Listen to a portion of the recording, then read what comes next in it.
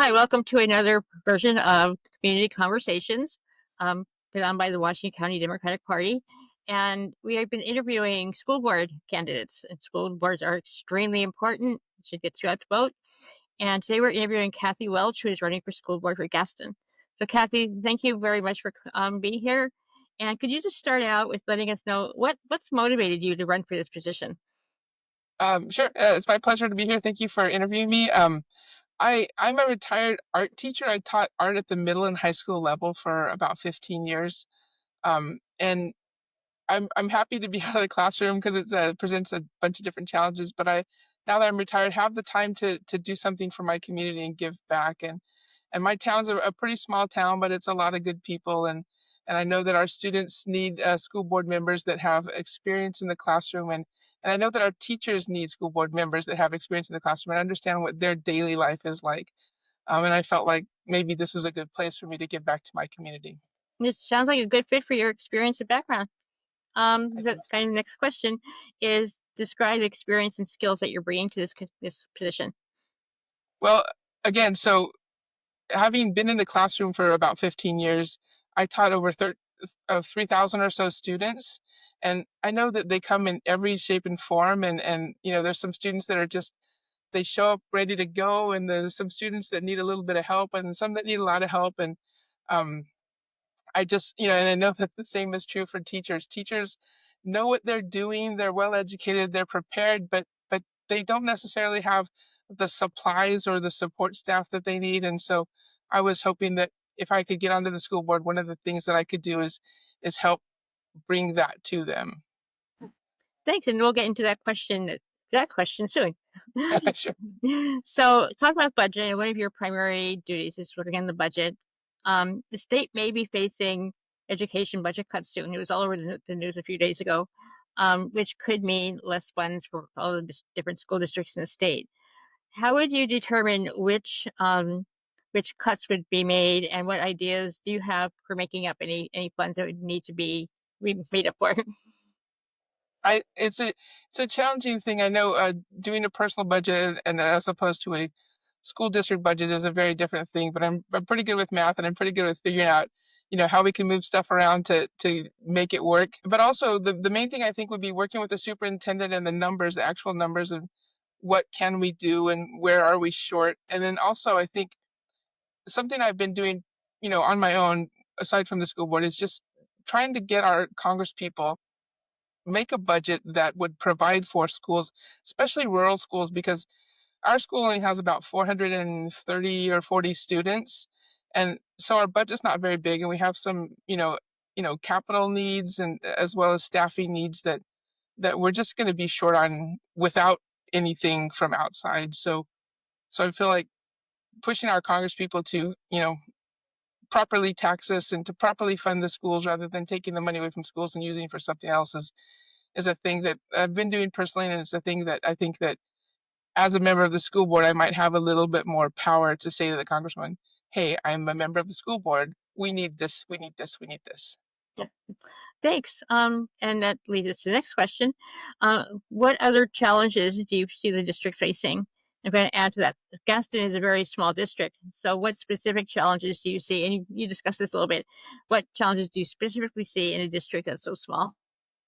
Well, I know that Gaston's working on a facilities upgrade, and I know that the money that they need for that isn't completely there. So that's a big challenge. But I think that another challenge, and I think I mentioned this, is we have about 430 or so students, probably room for about 600 students. But if we were to increase the amount of students, we would increase the amount of money the school would have, but we would also increase the need for teachers and support staff. So it all kind of, as everything goes up, everything else goes up. But I feel like, again, back to, pushing the state government to fund schools properly is a big deal. And then looking for other sources. Like I know that a lot of the teachers at the school have looked for grant opportunities for materials and items they needed for their classroom. And I think that's another place that we might look to for grant opportunities from, some of our corporations in Oregon that aren't paying their taxes. Maybe they could help us out So, you talked a little bit privately. about you're expanding the facilities expansion. I was reading about it the other night, all the planning you guys have been doing. Do you anticipate the growth to meet, to meet the people who would need to fill that space? Because I looked at the growth seems to be steady in your school district. So are you expanding the boundaries, or are you going to be bringing more students in? I don't think there are any plans to expand the boundaries, but there are kids here that go to other schools. Like there are a lot of kids here that go to other districts. Forest Grove is north of us and Yamhill Carlton south of us, but some of those kids should be going to our school. There are several kids here that are homeschooled, and I think that there's a place for us to work with those families. And again, it all goes back to having the proper staffing for more students. I don't believe there's a plan currently to increase the amount of students, but again, it would come with the need for increasing the amount of staff. As far as the facilities go, I know that some of the plans include redoing the baseball football field situation. Currently, the baseball kids have to play down by the firehouse in a baseball field that's flooded most of the winter. But I think one of my ideas, and the superintendent said that they already had this idea, but I think it's a great idea, is to invite someone like PCC, like Portland Community College, here to maybe do something, and maybe we could get them to pitch in with you know, adding an extra building where, they could use and we could use and something like that, I think. That's a good way to allocate resources.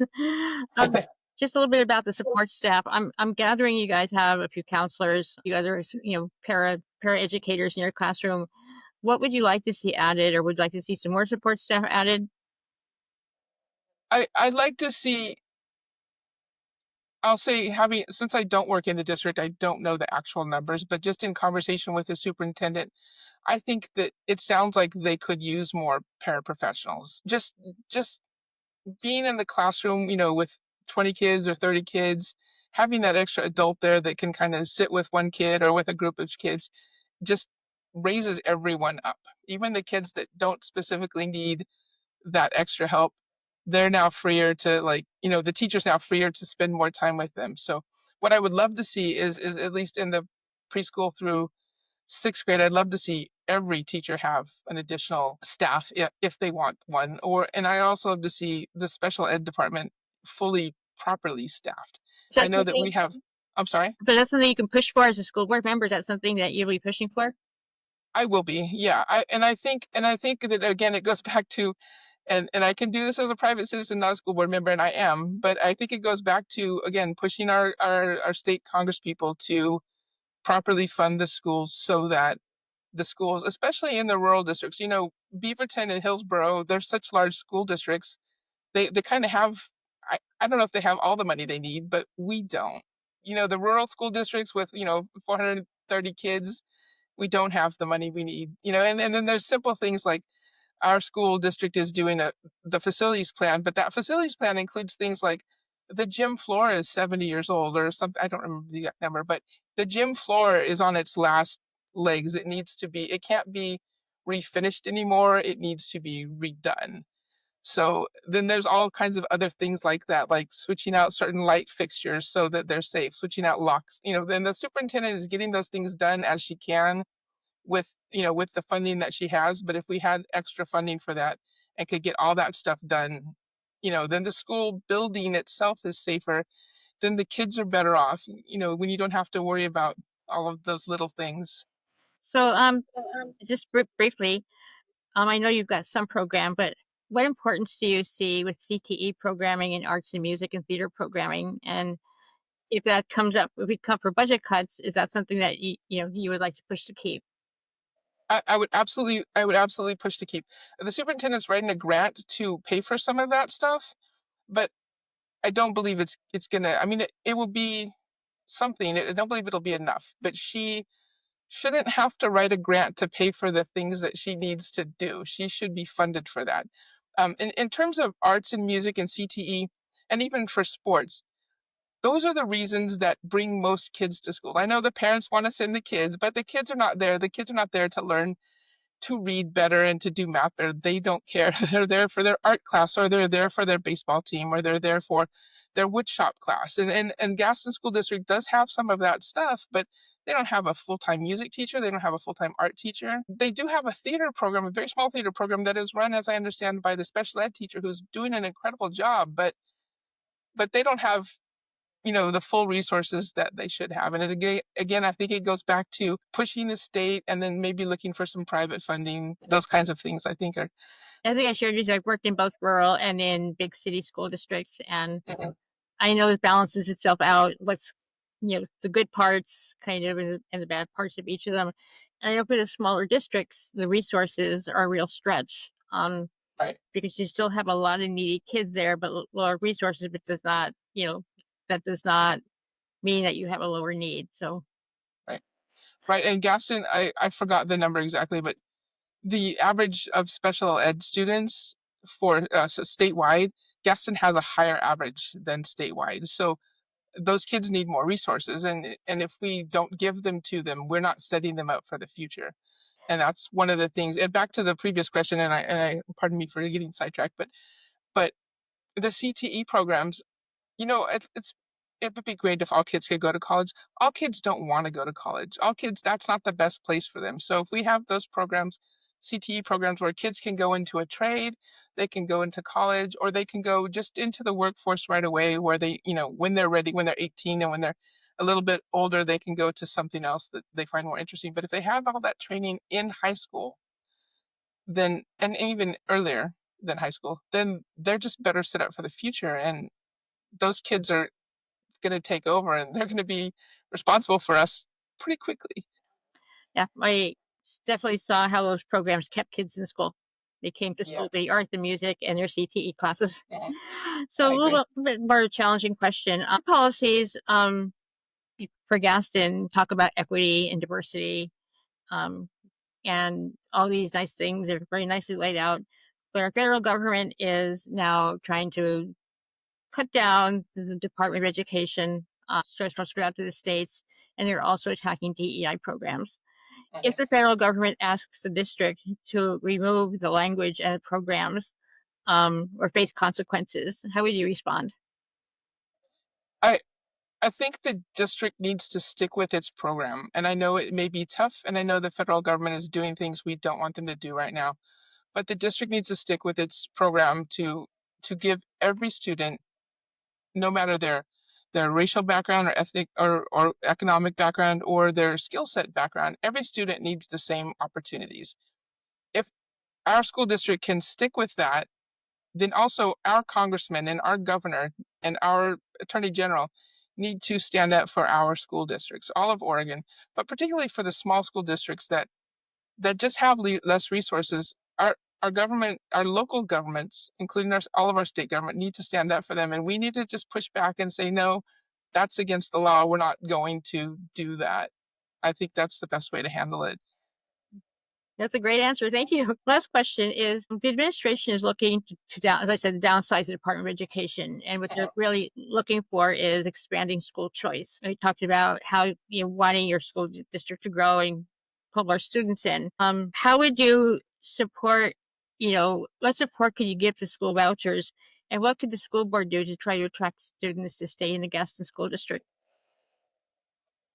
I think in terms of attracting students to the school district, it's having the staff, but it's having the programs, having the arts and the music, the sports and the CTE, and those are really big things. But in terms of school vouchers and kids leaving for private schools, I'm a product as our my siblings, a product of the public education system. It's something that our government set up so that we would have a good future, so that each child in this country would have what they needed to succeed as an adult. And I think that the school voucher system takes away from that. And I have a religious background, but my feeling is that a religious school is just, not the place for all of our kids. I mean, I understand that some parents want to do that, but I feel like the most important thing we can do as a state and as a community is give all of our kids the things that they need. When we do voucher programs, we take money away from public money. I'm a taxpayer. We're all taxpayers.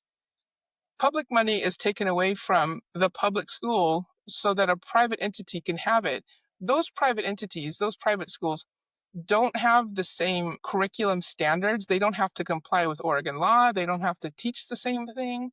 So while they may be teaching reading and math, they're not teaching science. They're not teaching the arts. They're teaching things with a certain slant. And I know some religions are good and safe, but and some private schools are good and safe, but they're not all good and safe. And so I feel like taking that public money away from public kids to give it to some private entity to kind of educate a few smaller groups of kids is just not right. That's my feeling.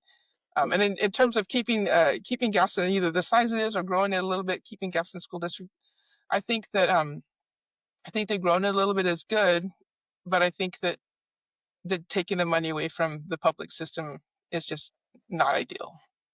Well, thanks. I think I want to ask you to add anything that we covered, and also if you want to give us a closing statement. Sure. Well, we covered a lot, and I do with my ADHD tend to repeat myself, but I want to say just for anybody that's a Gaston voter that's voting, hopefully soon. I appreciate your support. I have not been a school board member before, but I have 15 years in the classroom, and I know how kids are, and I know how teachers are, and I know that I can give a good. Uh, I know that I can help. So I'd like to help. I'd like to ask for your vote. And it's a job I've never done before, but teachers, as you know, are fast learners.